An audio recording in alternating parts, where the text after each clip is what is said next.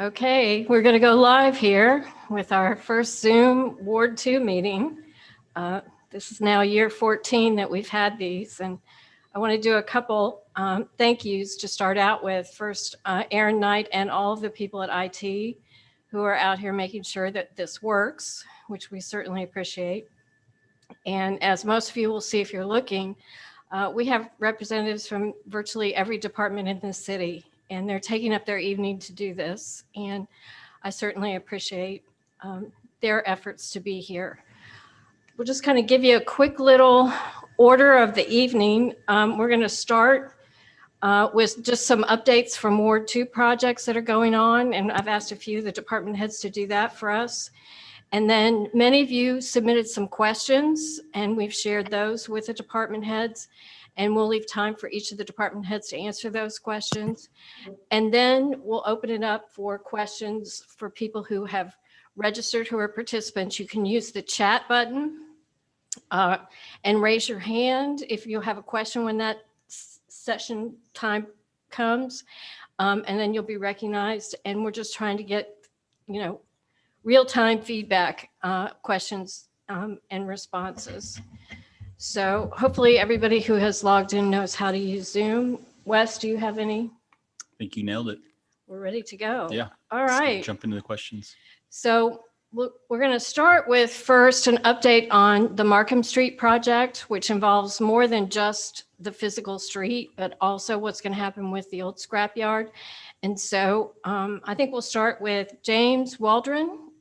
He is our Director of Planning. So James, if you will kind of give a quick update here about what's going on and our new consultant and all the great things. Yes. So the city is working with SWA, which is a national landscape architecture firm, to design the Markham Square project, which will be sort of a park that has sort of a triple threat function. I guess is the best way of saying it, is that it's sort of a high quality green space, also deals with water demonstration. So a demonstration project on protecting water quality. So the water that comes into that will be cleaner when it leaves out. And then also it will have a somewhat of a detention function in terms of helping mitigate some of the stormwater that comes in and slowing it down a little bit. So it's sort of a three-prong type of approach. It was funded, the project's been funded by a grant from the EPA in partnership with Arkansas Natural Resources. So that was about a $600,000 grant, which there's a city match with. We'll be looking at construction in 2022, and it will be somewhat of a phased construction with some of the base improvements going in first and then other improvements going in later. So it'll be phased in. Where we're at currently on the project is we have gotten to a point of a pretty much close to, I would say, 80-90% design for it. The consultants are putting together cost estimates, and so staff is reviewing that and looking at it in terms of that. So we're doing things like picking plant species. And one of the neat things that will be a part of this project is that it will feature a lot of natural or native species to Arkansas and the area. And we're working with the local master naturalists in that capacity. And so there'll be some, really honestly, some pretty interesting plants there. The plan and intent is for the park to honor Dr. Martin Luther King Jr.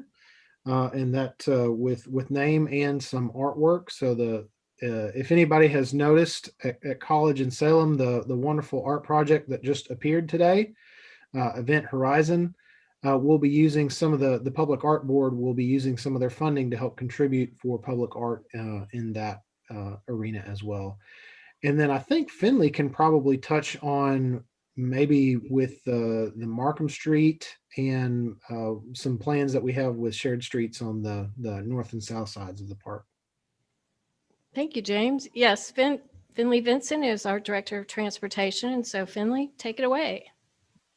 Yeah, so Markham Street has been underway for quite some time now, and it's progressing really well. The contractor is currently in the second of 3 phases, and it's really the bulk of the project. This phase is going to take, it currently is under construction to Mill Street. It's from Garland to Mill Street. And the last phase will be the final block from Mill to Walnut. And I think construction of the final phase will probably be completed early next year. And around that same time, we will then bid the next section of the project. So the contractor that's working on the project right now, that's the grant that we won um, to complete the first phase of the project from Metroplan, and there was enough money in that grant to take it to Walnut. But we won another grant from Metroplan, the same grant to to complete the project from Walnut to Spruce, and we'll be ready to bid that second phase of the project around the same, or we'll bid it probably before the first phase is completed, and that way, hopefully, the contractor just will never stop, or perhaps a different contractor, but the project will just keep on going, and hopefully be completed. It'll certainly be completed before the old scrapyard is completed, probably early to mid 2022, when the entirety of Markham Street has been completed. So the other thing James made reference to was the streets kind of bordering the old scrapyard. So we're currently working on a preliminary design for some shared streets to complete. There are actually 2 unbuilt right-of-ways on the northern and southern boundary of the park that is the old scrapyard, and we're working on a design to build shared streets to complete both of those unbuilt right-of-ways and improve them, that are those 2 boundaries of the park. And we'll probably be ready to submit that for a grant application probably this time next year. And hopefully that'll get funded. And then if it's awarded, then that'll kind of be the last phase of the entirety of this whole area. All the improvements are going on in this area. That's great. Are there any of the participants from Ward 2 that are on, if you have a question or would like to make a comment to ask about the Markham Street project, if you raise your hand, then we can recognize you and get your comment and question to either Finley or to James. And if not, we're going to keep moving. Van Robinson. Diane? Okay. James, can you answer that? What do you mean by shared streets?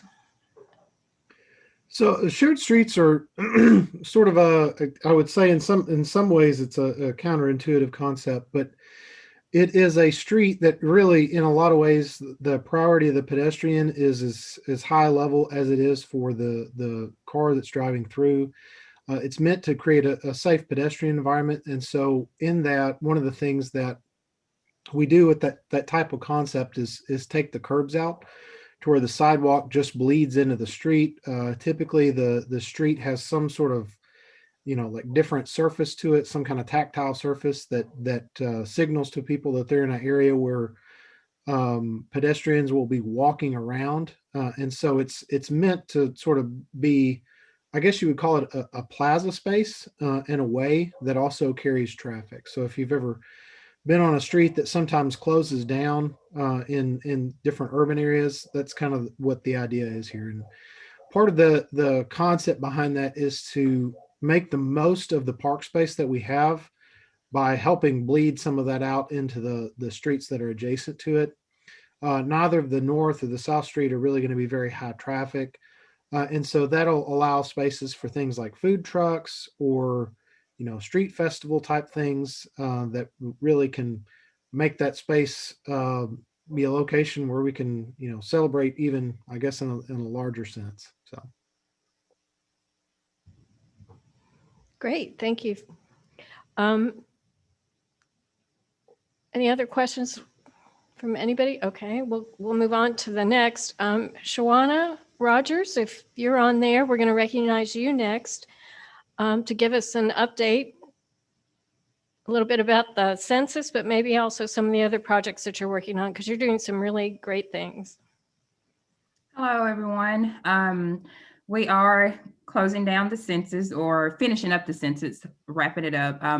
It has been extended again till October the 31st. There was some question on whether that extension would be so, as it was tied up in the courts for a while, but we did get the release that they will be doing door to door until October the 31st to get those that haven't sent in their self-response, but you still can fill those in online if you haven't, or you know someone that has not, if you could help spread the word on that. So we are concluding the census. Currently, Conway is at 68.9% as it relates to the self-response rate. As it relates to Arkansas as a whole, 99.9% of the houses here in the state have been enumerated. That's either they've done self-enumeration through the self-response, or they've been enumerated by the door-to-door individuals that are helping the census as far as getting the numbers. So we need those numbers, and we're counting on everybody to help those be positive to make sure that our numbers are great numbers. So that's the first thing. The second thing that the diversity department has been working on, and we did our first taping of it on last week. It came out October the 1st,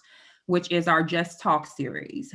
Just Talk is something that was a vision of our mayor. He wanted to make sure that our department heads were able to kind of open up to the public and have a way for them to know what we're actually doing within city government. So the first tape that we did was with James Walden, and we talked about the planning department and a few things that his department does. And we also talked about boards and commissions. So nominations for boards and commissions opened on October the 1st. If you go to conwayarkansas.gov to boards and commissions, you can find a nomination form to where individuals can fill out those as it relates to the different boards that have openings.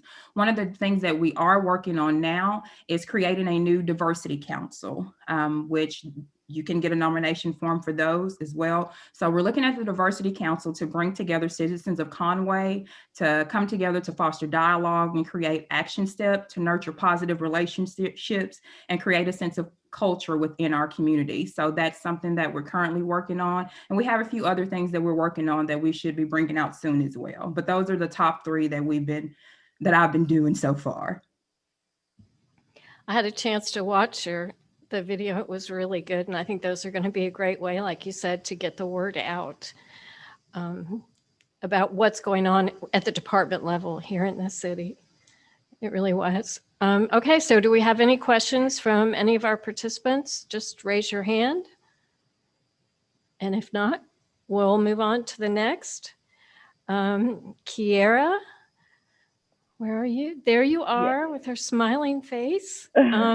Is in charge of the community development block grant funds that the city gets. And this is something that's really kind of near and dear to my heart. I was a long time ago on the advisory board, and these are funds that the city has some wonderful ability to make a difference. And so, Kiera, you are leading the way, and so give us a quick update here. Thank you, Shelley.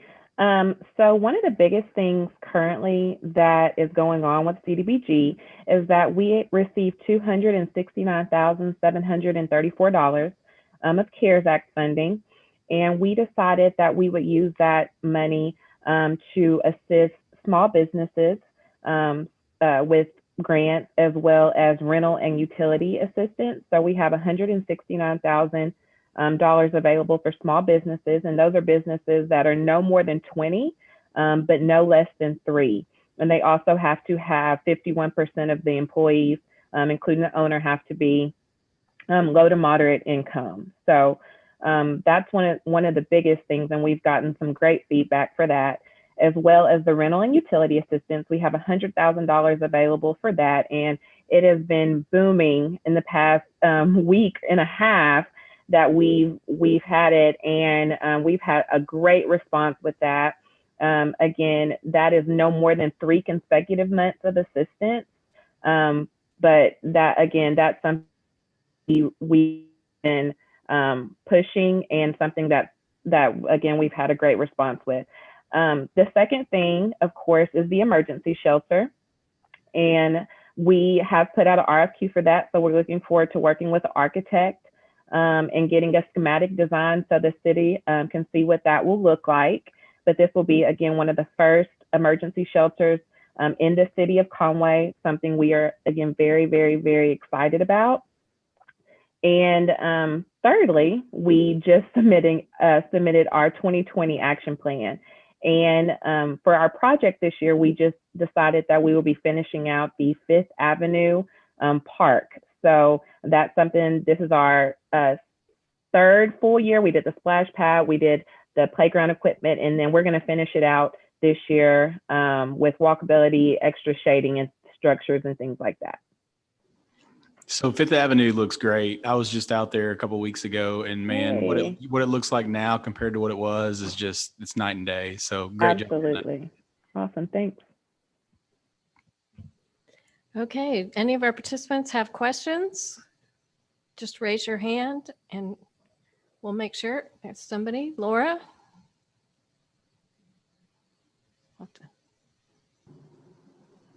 Hello, can you hear me? We can. Hey, Kira, I just have one Hi. question about the emergency shelter. Can you elaborate any on like the future once it's built? Like who would be running that? Is the city going to pay for its operation, or will that be done by another entity? That's something that, again, we are still in talks and conversations with who will actually be moving forward with the future of the emergency shelter. As far as the logistics, as far as operations and things like that, that's something that we would have to start speaking about whenever we actually become engaged with someone who is interested in taking it over.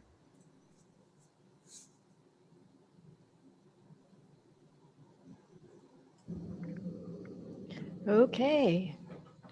All right, we're going to keep moving here. Next, code enforcement. And Spencer Clausen, I think you're on there. You want to give us a quick update? Yes, ma'am, I'm here. First of all, like I say, I live in Ward 2, so I'm thankful for the opportunity to be able to do this. Just second of all, I want to kind of run down what code enforcement does. There's a few misconceptions. I want to try to use my time to kind of clear that up and explain what we do and what we don't do that might help the citizens. What we do is we go by the nuisance abatement code, and we try to correct things that are in violation of this code, such as tall grass, furniture, junk. I'm sure that everyone watching has driven around town at one point or another and seen something they find to be unsightly. And chances are, unless it's just a personal taste situation, that it may violate our nuisance abatement code. That's where code enforcement officers come into play. What we don't do, and this is the huge misconception that I'm glad I have the opportunity to clear up, is we don't do things like if your house has a plumbing leak, if you rent a place and there's mold on the ceiling or there's holes in the roof. As much as I would love to be able to do something about that, unfortunately, that's not what code enforcement's place is. So that would be kind of the first thing to know about us. Next thing would be, when would you need us? And, you know, you may have a neighbor who is kind of lax on cutting their grass. They might cut it twice a year. Well, if you get tired of seeing that, you can notify code enforcement, and we'll try to take care of that. Another example would be if you have a neighbor or some house you drive on a regular basis that has a pile of scrap metal. They haul scrap metal and they collect it and stack it outside their house. And maybe you've got family coming over for a holiday event or a birthday or something, and you would like that out of there. So when your family comes over and friends, they don't see a scrap metal pile. That's a way that code enforcement can help. The best way to do that is you can call us at 450-6191. That is our office number. You can also go to www.conwayarkansas.gov. If you click on the code enforcement link, you can leave your complaint there. Now, one thing that's important about this to know is that it's completely anonymous. You can log in, you can give your complaint, and we won't know who you are, your neighbor won't know who you are, anything like that. And the important thing also to keep in mind is that this isn't a situation where you're tattling, you're telling whatever. There are certain things that are certainly unsightly. And if you're trying to sell your property, or you're just trying to live in an area where you don't have to look out your window and see an old refrigerator propped up next to somebody's house, it's a good way to let us know, because as we do drive around looking for things that violate the nuisance abatement code, we certainly can't see everything. As Conway's growing and expanding, there's all sorts of new neighborhoods, and there's only so many hours in the day. So we do rely on being complaint driven to a lot of our write-ups. The last thing I'd like to kind of end with here is how to avoid us. That might be something that would be important for some people. And really the thing that will keep us away from you is the sanitation's bulk item pickup. That is a terrific service that the sanitation department offers. They pick things up where you've got to call them at 450-6155. And for low or no cost, they will come pick up certain items from your house. If you don't have a truck, a vehicle that can haul it, or a trailer, or friends that can help you, and you've got an old sofa or an old mattress or even an old appliance that you need to be picked up, you can just call them. They put it on a schedule. They notify us of that schedule so that we won't leave a door hanger on your door to notify you that we've been by. All you have to do is call them, schedule it, and they will come pick it up. So that is an excellent service that Joe Hopper out at Sanitation, his group provides. And I really, really recommend people use that when it's necessary. But anyway, that's really all I have. And like I said, I appreciate this opportunity. Thank you, Spencer. Do we have any questions from anybody who's participating? I like the part about how to avoid getting to know you better more than anything else. All right. Well, we're going to move on to some of the questions that were submitted by the participants, the Ward 2 residents that registered. And so these are in no particular order, just how they appeared in the form that you filled out. And so, Mr. Tyler Winningham, are you there? I think you're still there. Yes. One of the questions was about the economic impact of COVID. And I know one thing that you've been really good to keep us up to date on has been the impact on sales tax and our A&P use tax, because both of those things are very important to keeping the city running. So if you would just kind of share an update on where we are right now.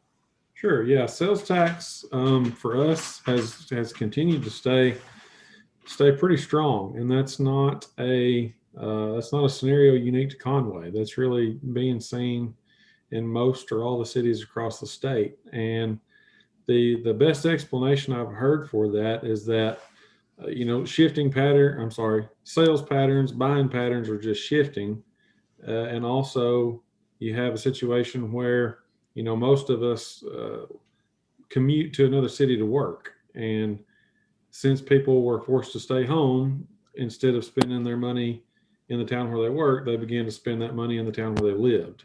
So using Conway and Little Rock as an example, we have, a lot of folks that live in Conway work in Little Rock. Instead of maybe stopping and picking up something in Little Rock before they come back to Conway, they're working from home. So they spend those dollars in Conway.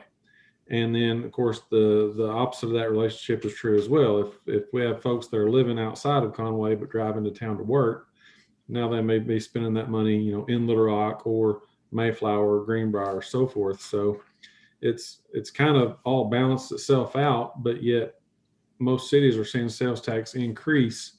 And it's just, people are still spending their money just in different areas on different things. Hardware, home improvement stores are doing really, really well right now, have been doing really well right now. And, with the close down of restaurants and really cutting back of how those operations work, with closing the dine-in seating there for a temporary period, folks were spending that money at the grocery store instead. It is kind of expected that we still could see some downturn in sales tax figures. One of the reasons being, up until this point, our comparisons for same month last year have been compared to a month when sales tax was not being forced to be collected on internet sales. So now once we start going forward, it's going to be kind of more of an apples to apples comparison, and we may start to see some flat months and lower percentage increases than what we've been seeing up until now. Overall, the city's financial health and economy has been good through this. We have seen, of course, our parks revenue is down because we've had leagues that didn't get to play, and we've had limited and no events booked at the expo center.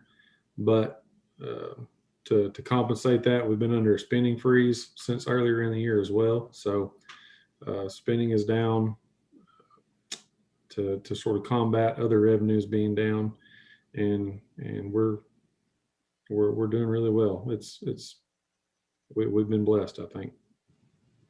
Yeah, it's been really reassuring to us every month when we get the reports, because I was expecting, a big downturn, and like you said, so far we've not seen that. One thing, and Kiera kind of referred to it in her update, was additional CARES Act money that has come or could come to the city. And so are there other funds? And it may be that Jamie Bryce is a better person to respond to that, because I think Jamie is keeping track of funds that we could get reimbursed for. So I'll leave it to you two to kind of just give us a quick update on that. Sure, yeah, I see Jamie there. I think she can answer that for us. Hi, good evening, everyone. We received confirmation Friday that the city was allocated $2.33 million for CARES Act funding. So we are boots on the ground, trying to get as many expenses allocated to that as we can right now. And I think it's a really good opportunity. Although the departments have done really well through the spending freeze, and we're trying to save money daily where we can. There have been a lot of things that we've had to buy this year that we really didn't anticipate. Mask, PPE, cleaning our facilities, those type of expenses we weren't expecting. So this will be some relief to the general fund for that. And like I said, we have all the departments working on it, and we should be able to turn that in fairly soon. Everything should be turned in before November 16th. So we hope to see that reimbursement before the end of the year. That's wonderful. And for those of you who may not see Jamie Bryce, she is the point person in the city who kind of monitors and handles all of the purchasing, and has really brought, in your tenure, a real professional face to that. And I know I appreciate that, knowing that when we get those requests that come before the council, that you have done the due diligence to make sure that we're getting the best for the city. So I do appreciate that, Jamie. Well, thank you very much. All right, well, we will open it for any of the participants. Do you have any questions about this? And this is kind of related to the economic impact of COVID. All right, I don't see any, so we'll move on to the next one. Mr. Vinson, if you're still there. One of the questions that was brought up was about traffic calming. And I know we've had lots of discussions, and in Ward 2, there's been a number of different locations on Clifton and Winfield and some others. And I know it's not just you, it's also police enforcement with that too, but just kind of maybe a quick overview of how the city approaches it. Yeah, sure thing. So there is actually if you go to conwayarkansas.gov and click on departments, and then you click on the transportation department, there is a frequently asked questions section of that page. And one of them is, I think it says, what can I do about speeding in my neighborhood? And that question, the answer to that question will direct the reader to what's called a traffic calming application. And the council, as you may recall, passed an ordinance a couple of years ago, streamlining the process by which residents can request traffic calming.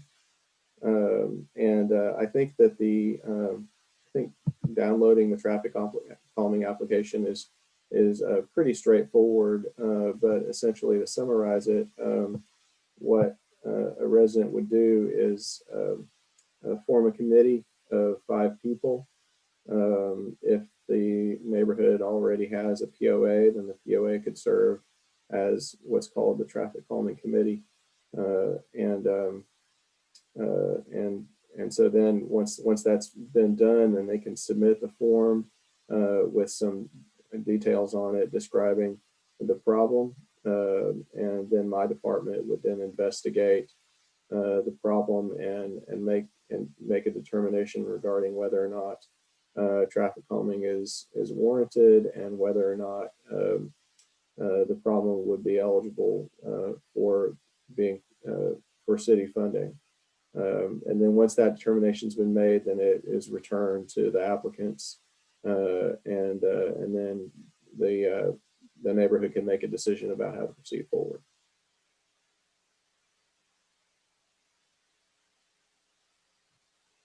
Chief Tapley, I see that you're on there too. I know, and this was before you were chief, the residents who live on Clifton Street were very much wanted the police department to be there and to get people to slow down going up and down Clifton. And so what's the best approach for somebody who lives in a neighborhood to, when is it appropriate, I guess, for police intervention?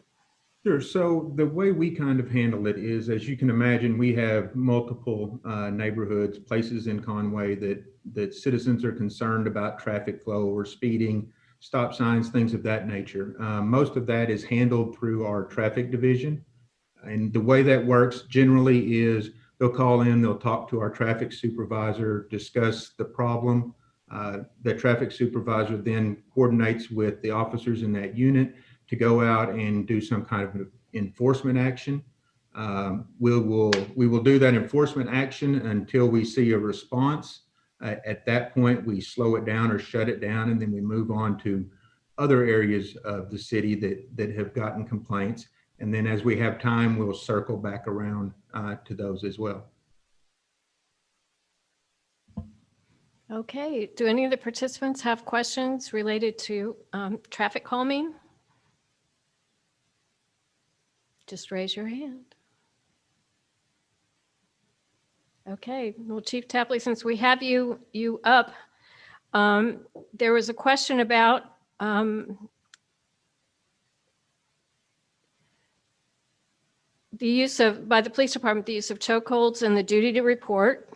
And then I think the other one had to do, and I believe it's with what people were talking about, were people who have ankle bracelets walking around a lot. And I think it's from over in the Pine Street neighborhood coming. I'm not quite sure. It was hard to tell by the question exactly where they were talking about. Okay, so let me kind of break this down into sections a little bit. In the one, it was talking about the duty to intervene by our officers, and do we require that? The answer there is that Conway PD has had a requirement to intervene for years now. It was part of a policy that we had. What we've done recently is we've actually pulled that out, and we have made a separate policy that is strictly duty to intervene. It's a more comprehensive policy. It sets out the duties of the officers as well as the supervisors in these situations, and it's an affirmative duty for the officers to intervene. So the answer to that is yes, we do have that policy in effect. The second part of that question was the ban and the use of chokeholds. Conway PD has not trained on chokeholds in years. We have been in the process of changing our policy. It is in the final approval stages right now that will ban chokeholds and the use of vascular restraints, except for in situations where deadly force is justified. So that would only be in situations where the officers was in danger themselves or that another was in danger, that would be the only time that they would be able to use a technique like that. Moving on to, and I wasn't real sure, as you said, on the question of the ankle monitors and things of that nature, walking through neighborhoods. We, of course, patrol 24 hours a day, 7 days a week, and we keep an eye on those type of things. However, somebody just walking through a neighborhood does not necessarily mean that police intervention is needed or even allowed. While we keep an eye on those things, if there's citizens that have complaints about a specific situation, they would call dispatch and officers would be dispatched by our center, depending on what was taking place. Okay. Thank you, Chief. Do any of the participants have any questions or comments? Just raise your hand. Okay, I don't see any. And I'm hoping, James Waldron, are you still there? I think this is going to be a question for you. This is one that was submitted a little later. Is people using Airbnb to rent out their homes? Is there anything on the city side that would prevent that? Not currently. Okay. Some cities have chosen to regulate what they call it short-term rentals, which is Airbnb, VRBO. It's been my experience that working in a past community that devising those regulations is one of the areas where it is probably most difficult to come to some level of consensus, because the people that are in favor of it really don't see the problem at all, and the people that are oppose it to a great degree, or at least that's been my experience. Staff doesn't have any intent to regulate that currently, unless we're directed to develop some sort of policy relating to that. Airbnbs are pretty common out there, and the fact that the city hasn't regulated it up to this point would make it pretty hard to regulate it now. Okay, any other questions or comments from the participants? Just raise your hand. We do have one other quick update that Wes is going to share, and then we will open it up to questions or comments from any of the participants. And then, we might be able to go out and look at the YouTube channel and see if there's any questions out there to also address. So Wes, I'll let you make your announcement. Yeah. So as of October 1st, we kind of had a first within the city of Conway where we actually have a bicycle and pedestrian coordinator that was put on staff here at the city of Conway. We've never had one that focused on bicycle and pedestrians aside from the Conway Advocates for Bicycles, the CAB group. So Terry Coddington, we named him as our bicycle and pedestrian coordinator as of October 1st. And he will be doing a whole lot of things. We've got a lot of things going on with Parks and Rec, working on different bike parks, bike trails, anything that has to do with cycling and pedestrian. Terry's going to be pretty much on top of it and the go-to guy for that moving forward. So we're really excited about this. This is going to open up the city to be able to apply for different grants and things because, we have to show that we're very much involved in bicycling and pedestrians, and having someone on staff, to do that really kind of puts us in the next tier up to be able to gain some more grants and build structures and stuff for that. So we're pretty excited about that. Okay. So do we have any questions out on the... Well, before I guess I know that I talked to Steve Ibbotson about this earlier, and I've had some questions from a few people in regards to the potential soccer park that we had been talking about. And One of the questions that one of them had, and I know Steve, you and I talked about this, but I think it'd be good to get it out in the open, was, if we do the new soccer park like we plan, what will happen with the old field? Will that be repurposed and whatnot? So maybe if you could kind of just give a little bit of information in regards to that and see if we have any questions around it.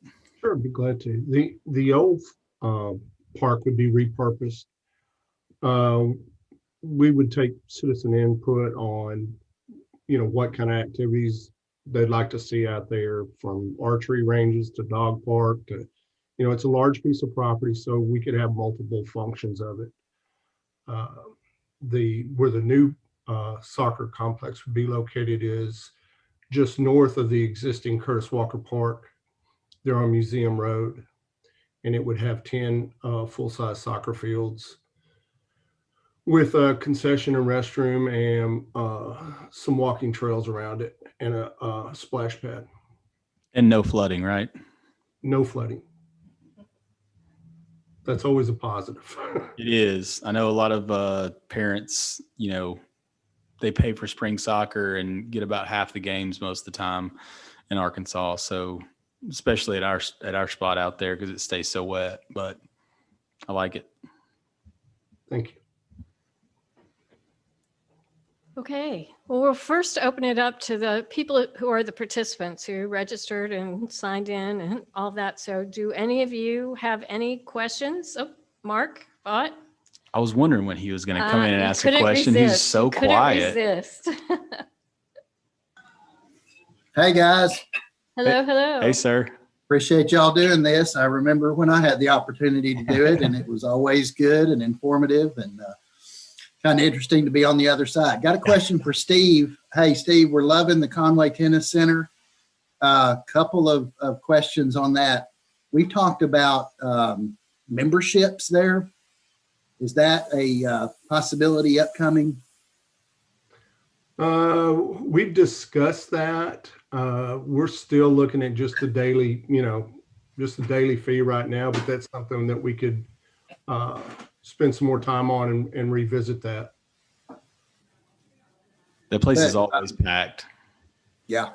We it's getting a lot of use, and wish it could have happened when I was on the council, but we didn't get there. But the other question I had on the tennis center also is the reservation system. I don't know if Steve, if you've heard any of the complaints about that online. It's kind of tough to get that going.